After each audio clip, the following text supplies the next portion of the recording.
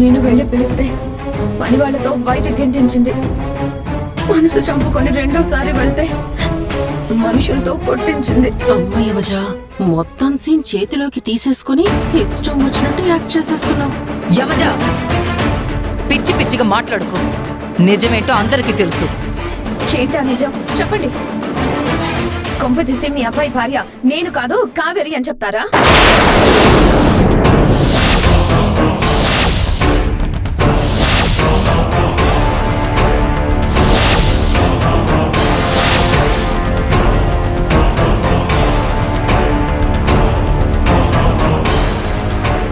ఇదంతా అనవసరం అండి.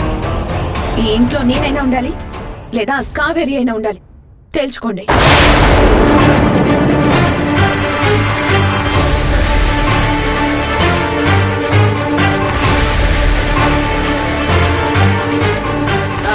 బయటికి వెళ్లాల్సి వస్తే పని మనిషే వెళ్తుందమ్మా. ఇంటి కోడలివి నువ్వెలా వెళ్తావు? అందరి ఇళ్లలోనూ అలాగే జరుగుతుందమ్మా. కానీ మా అత్తగారు రూల్స్ వేరు కదా. అల్లుడు, నువ్వు చెప్పు. నా కూతురుతో పాటు నువ్వు ఈ ఇంట్లో హ్యాపీగా ఉంటావా, లేక ఆ పని మనిషే ఇంట్లో ఉండాలని నా కూతుర్ని ఏడిపిస్తావా?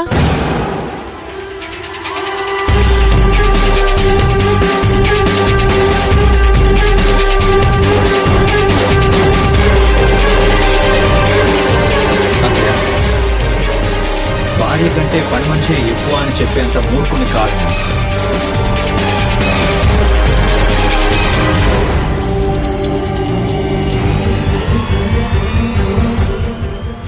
తన్నే ఇంట్లో నుంచి పంపించేద్దాం.